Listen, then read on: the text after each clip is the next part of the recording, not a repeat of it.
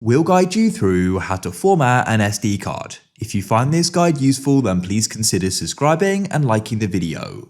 Formatting will go and completely clear and delete everything off the SD card, so you can back up anything. I'll cover that in a moment, but it's going to be completely empty and then ready to be used. So go and open up File Explorer like so. Come over to the left and scroll down and click on this PC. Make sure you go and connect it to your computer. You may need to use an adapter if you don't have an SD card slot.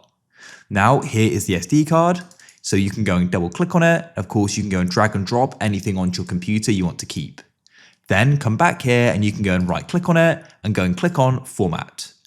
You can go and choose the file system. I'll use a default one, and you can choose quick format or a non-quick one. I don't change anything else.